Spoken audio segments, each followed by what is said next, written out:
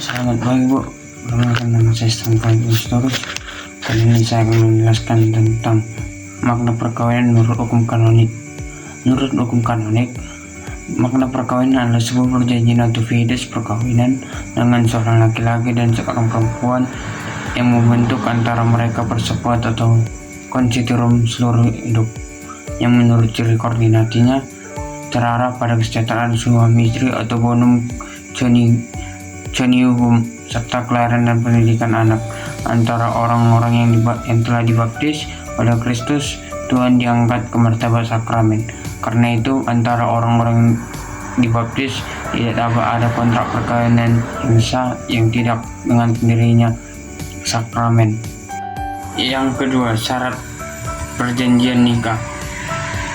Di dalam Gereja Katolik terdapat syarat pernikahan sah dan syarat pernikahan tambahan.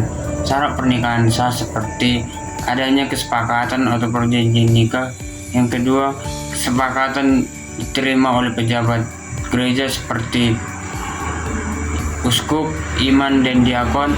Yang ketiga, adanya saksi minimal 2 orang. Syarat tambahan yaitu 1. Pasangan bebas dan memahami tentang perkawinan lewat KPP. Yang kedua, penyelidikan kononik untuk dilakukan untuk memastikan kelayakan secara moral dan hukum suatu perkawinan. Yang ketiga, Gereja Indonesia melalui uskup-uskupnya mengatakan bahwa dalam keadaan terjepit, para suami istri dapat menggunakan metode lain asalkan memenuhi persyaratan sebagai berikut. 1. Tidak merendahkan martabat istri atau suami. Misalkan suami istri tidak boleh dipaksa untuk menggunakan salah satu metode. Yang kedua, tidak berlawanan dengan hidup manusia. Jadi metode-metode yang digunakan bersifat abortif jelas ditolak. Yang ketiga, dapat dipertanggungjawabkan secara medis, yang tidak membawa efek samping yang menyebabkan kesehatan atau nyawa ibu dalam bahaya. Yang keempat, hidup membela adalah salah satu corak hidup yang di dalamnya orang hendak bersatu dan mengikuti Kristus secara tuntas melalui kaul yang mewajibkan untuk hidup menurut 3 nasihat Injil. Kaul-kaul itu yaitu 1. Kaul kemiskinan. Dengan mengucapkan dan menghayati kaul kemiskinan, orang yang hidup membiara melepaskan hak untuk memiliki harta benda tersebut. Ia hendak menjadi seperti Kristus dengan sukarela melepaskan haknya untuk memiliki harta benda. Untuk dapat menghayati kaul ini dengan baik, diperlukan sikap batin rela menjadi miskin seperti yang dituntut oleh Kristus kepada murid-muridnya. Yang kedua, kaul ketaatan.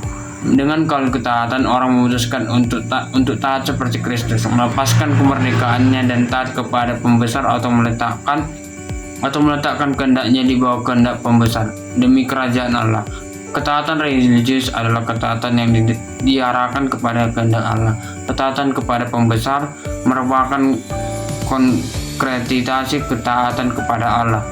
Maka itu baik pembesar maupun anggota biasanya perlu bersama-sama untuk mencari dan mengorientasi kepada kehendak Allah. Yang ketiga, kaul keperawanan. Dengan mengucapkan dan menghayati kaul keperawanan, orang yang hidup membiara melepaskan.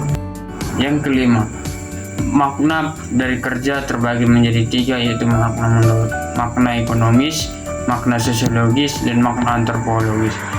Makna ekonomis dari kerja adalah memenuhi dan menyelenggarakan kebutuhan hidup yang primer. Yang kedua, makna sosiologis. Kerja selain sebagai usaha untuk memenuhi kebutuhan sendiri, sekaligus mengarahkan kepada kebutuhan masyarakat. Yang ketiga, makna antropologis. Kerja memungkinkan manusia untuk membina dan membentuk dirinya menjadi dan pribadinya menjadi lebih manusia dan lebih bisa menjadi teman bagi sesama dengan menggunakan akal budi, tenaga, dan kehendaknya. Sekian dari penjelasan saya. Terima kasih.